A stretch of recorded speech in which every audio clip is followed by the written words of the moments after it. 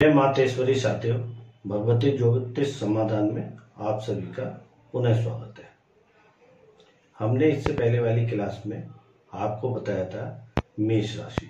मेष राशि 3 नक्षत्रों से मिलकर बनी है और उन 3 नक्षत्रों के 9 चरण से एक राशि बनती है। अब वो किस तरीके से चरण की काउंटिंग होती है उसके बारे में मैं जानकारी देता हूँ। आपको पहली क्लास में बताया था कि एक राशि 30 डिग्री की होती है। एक राशि 30 डिग्री की है तो एक राशि बराबर 2.25 नक्षत्र, यह भी मैं आपको जानकारी दे चुका हूं। एक नक्षत्र बराबर 30 डिवाइडेड बाई 2.25 बराबर 13 डिग्री 20 कला। एक नक्षत्र बराबर 4 चरण, एक चरण बराबर 13 डिग्री 20 कला डिवाइडेड बाई 4, यानी कि 3 डिग्री 20 कला का एक चरण हुआ। अब 60 कला मिलकर जो है 1 डिग्री बनाती है। तो ये जो हमारे बीच में 20 कला आ रही है, ये आ रही ना, तो 20 कला इंटू 3 यानी कि 60 कला, और 60 कला बराबर 1 डिग्री। अगर हम चरणों की बात करें तो चरण से कैसे डिग्री कैलकुलेट होती है इस चीज पे जानकारी लेते हैं।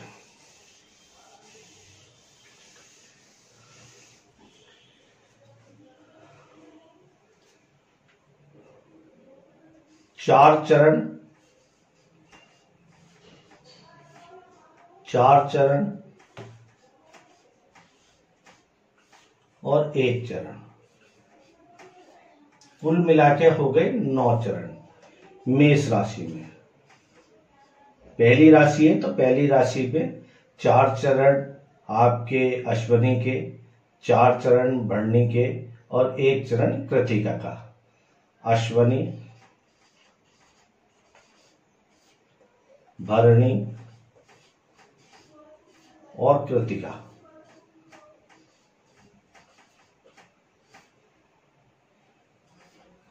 अब इसको देखते हैं तो एक चरण है 13.20 डिग्री, सॉरी 3 डिग्री 20 कला का। तो 4 चरण मिला के कितने के हो गए? ये हो गए 13.20 कला के।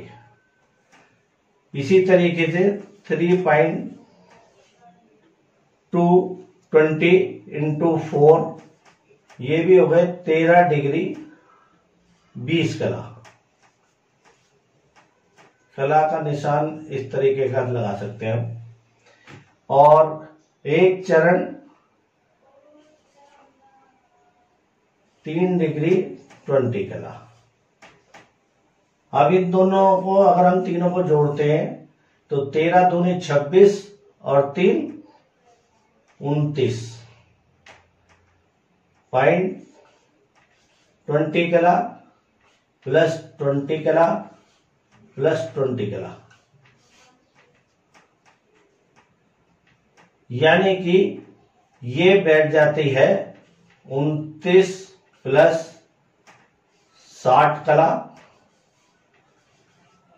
और 60 कला बराबर होती है 29 प्लस 1, यानी कि 30 डिग्री। इस तरीके से मेष राशि जो है 30 डिग्री की बैठी।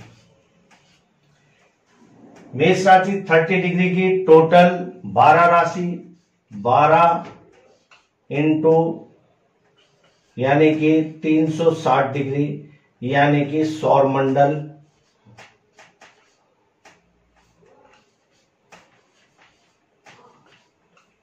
या ब्रह्मांड,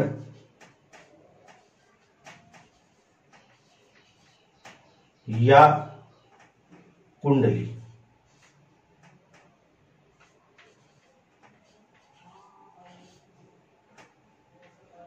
शायद आपको मेरी बात समझ में आ गई होगी जो मैं बताना चाहता हूं कि एक नक्षत्र के 4 चरण, दूसरे नक्षत्र के 4 चरण और तीसरे नक्षत्र का 1 चरण, यानी कि 9 चरण मिलके एक राशि बनती है। और डिग्री के हिसाब से भी समझे तो ये डिग्री का फार्मूला मैंने आपको लगाया और डिग्री का फार्मूला लगा के ये 30 डिग्री आई और 30 डिग्री की एक राशि होती है। ये बात समझ में आ गई है आपको। अब हम आगे की बात करते हैं। इस मेष राशि के बाद आती है वृषभ राशि। तो अब हम आगे वृषभ राशि से अपनी क्लास को स्टार्ट करते हैं।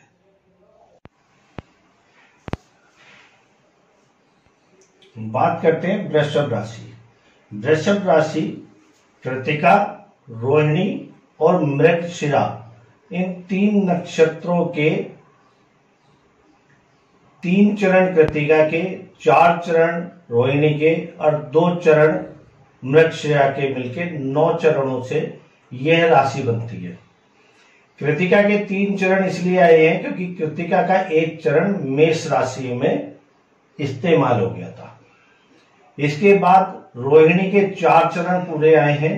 मृगशिरा के 2 ही चरण हमें लेने हैं क्योंकि हमें 9 चरण से ही एक राशि बनानी होती है। तो कुल मिला के 9 चरण हो गए। कृत्तिका के जो स्वामी है वो सूर्य है, रोहिणी के जो स्वामी है वो चंद्रमा है और मृगशिरा के जो स्वामी है वो मंगल है। वृषभ के अपने स्वामी है शुक्र।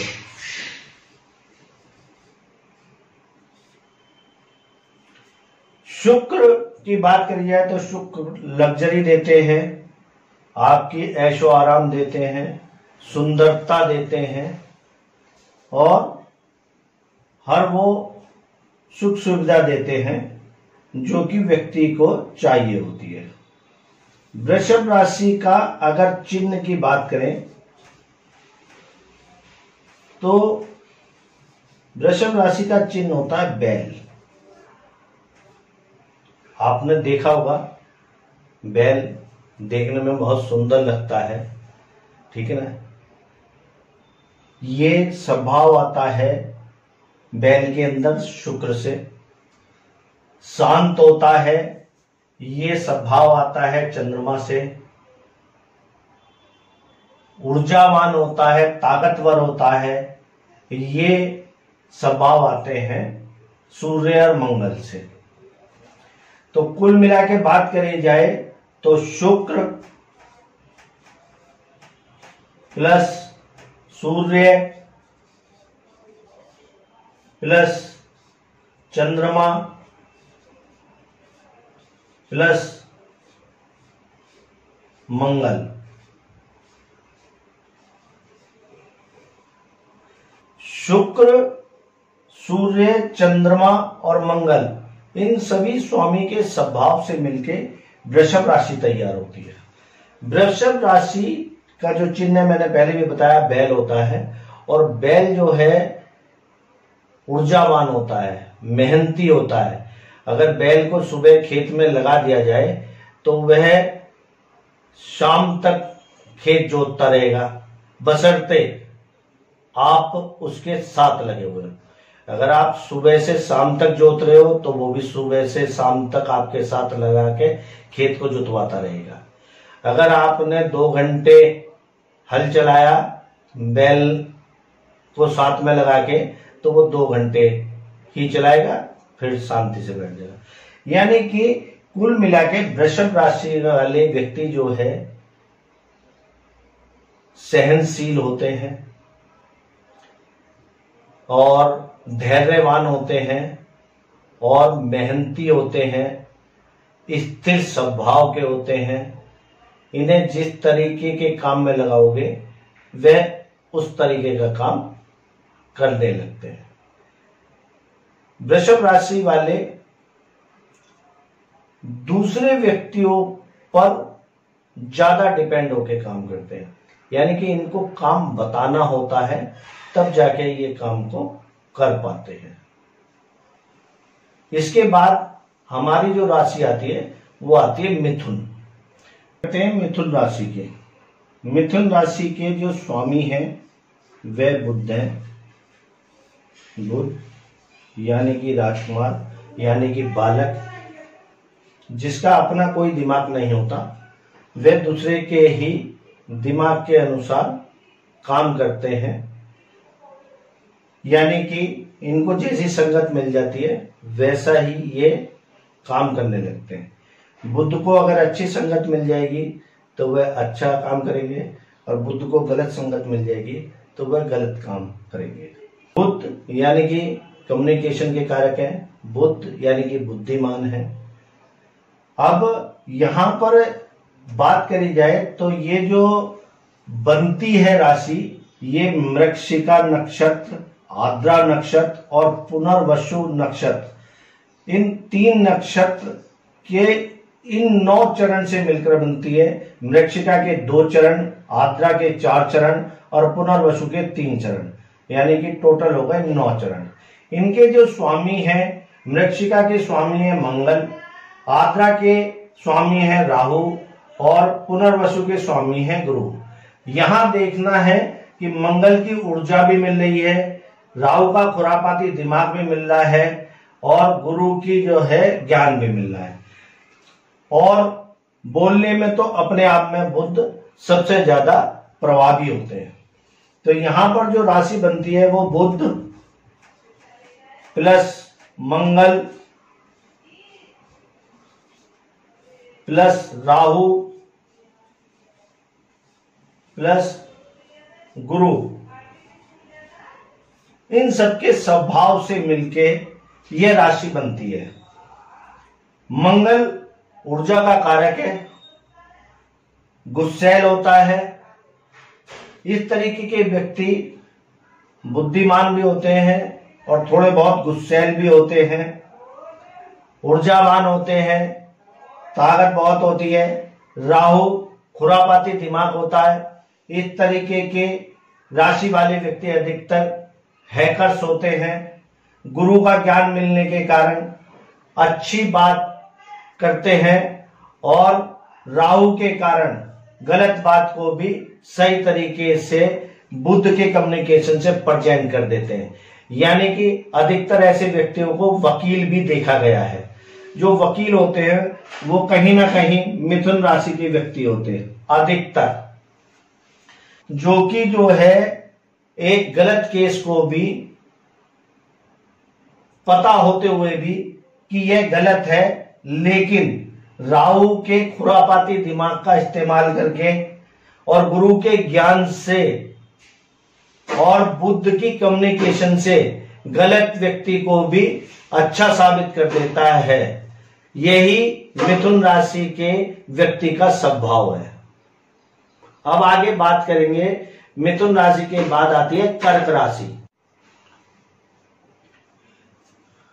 कर्क राशि, कर्क राशि जो है 4 नंबर की राशि है।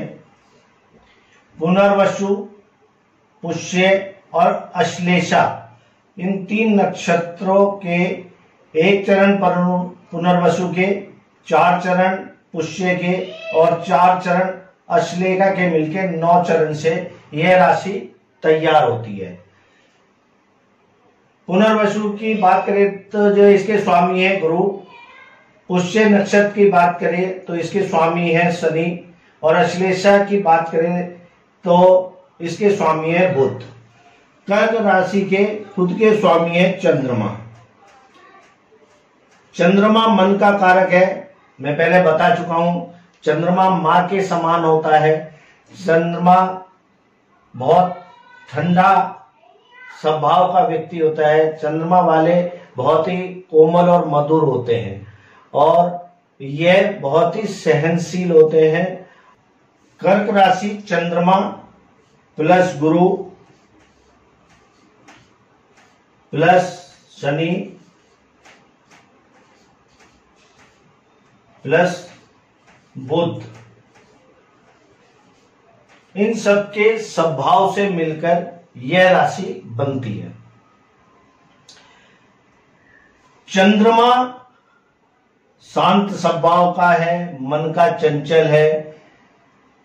जैसे चंद्रमा हर 15 दिन में घटता है और फिर हर 15 दिन में बढ़ता है। इसी तरीके से चंद्रमा की वजह से कर्क राशि वाले व्यक्तियों के मन में उतार चढ़ाव की स्थिति बनी रहती है। गुरु यानी कि गुरु का ज्ञान मिलता है, ज्ञानी होते हैं, समझदार होते हैं, अपनी बातों को दूसरों के सामने अच्छी तरह रख सकते हैं।